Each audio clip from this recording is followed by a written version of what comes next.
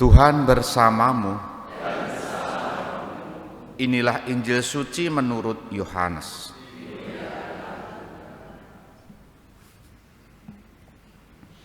Ketika sudah dekat hari raya Paskah orang Yahudi, Yesus berangkat ke Yerusalem. Dalam bait suci didapatinya pedagang-pedagang lembu, kambing domba dan merpati, dan penukar-penukar uang duduk di situ. Maka Yesus membuat cambuk dari tali, lalu mengusir mereka semua dari bait suci dengan semua kambing domba dan lembu mereka. Uang para penukar dihamburkannya ke tanah, dan meja-meja mereka dibalikkannya.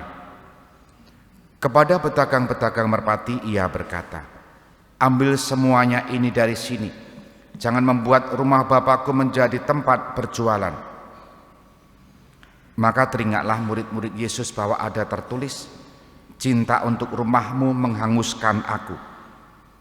Tetapi orang-orang Yahudi menantang Yesus, katanya, "Tanda apakah dapat engkau tunjukkan kepada kami bahwa engkau berhak bertindak demikian?" Jawab Yesus kepada mereka, "Rombaklah bait Allah ini, dan dalam 3 hari aku akan mendirikannya kembali." Lalu kata orang Yahudi kepadanya, 46 tahun orang mendirikan bait Allah ini, dan engkau dapat membangunnya dalam 3 hari. Tetapi yang dimaksudkan Yesus dengan bait Allah ialah tubuhnya sendiri. Sesudah Yesus bangkit dari antara orang mati, barulah teringat oleh murid-muridnya bahwa hal itu telah dikatakannya. Maka percayalah mereka akan kitab suci dan akan perkataan yang telah diucapkan Yesus. Demikianlah sabda Tuhan. Saudari-saudara, selamat pagi berkah dalam. Kalau dibanding-bandingkan, ya nggak apa-apa sekali-sekali. Di paroki Kalasan ini ada 7 atau 8 gereja besar. Kalau saya menanyakan, sebutkan dari gereja-gereja yang ada di paroki Kalasan ini, dari 7 atau 8 itu, gereja mana yang jelek?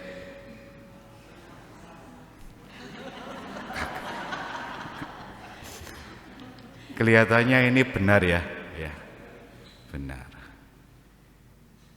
Tapi kalau saya bertanya, kira-kira mana gereja yang paling baik di antara 7 atau 8 gereja di paroki Kalasan ini?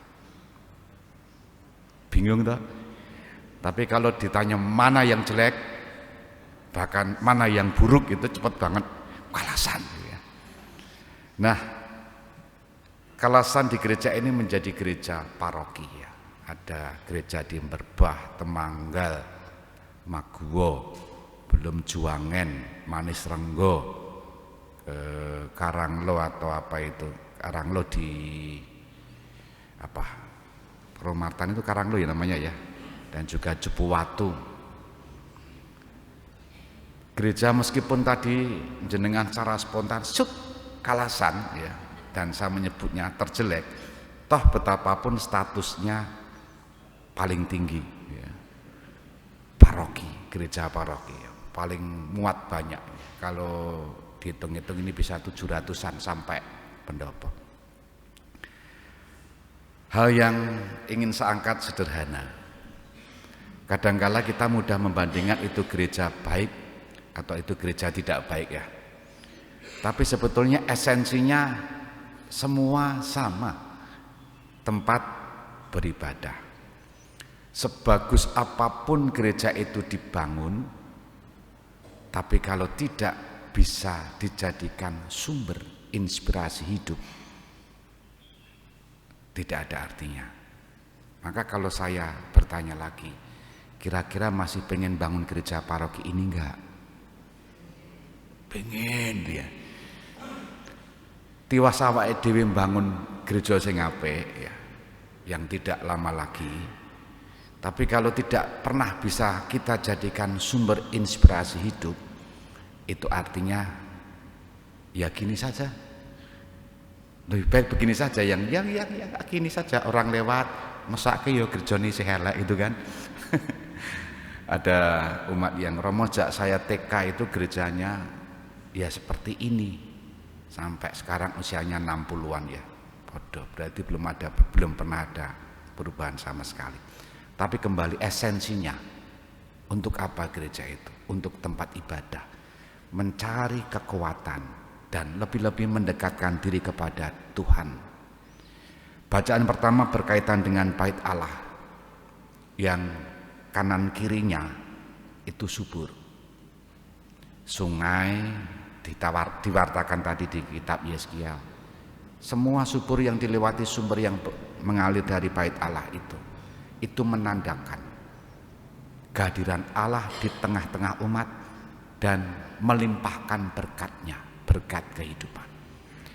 Maka gereja dimanapun, kalau itu dijadikan sumber kekuatan, pastilah Tuhan akan memberikan berkat-berkat melimpah.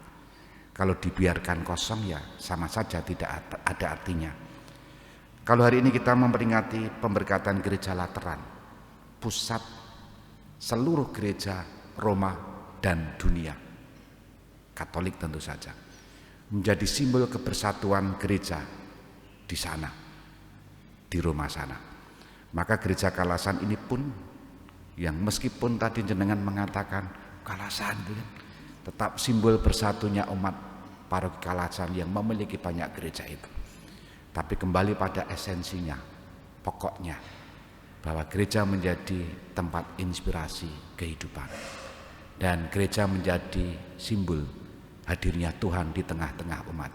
Maka lebih dari itu, mari kita mohon agar hidup kita pun senantiasa diperbaharui dan menjadi paguyuban yang sungguh-sungguh dijiwai oleh Kristus sendiri sebagai umat beriman, bukan hanya soal bangunan gerejanya, tetapi sebagai orang-orang yang percaya kepada Kristus dengan semangat kasih untuk saling berbagi kasih. Kita hening sejenak.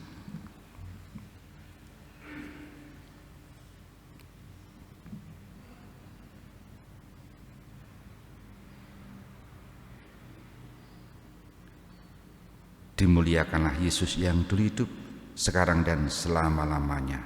Amin.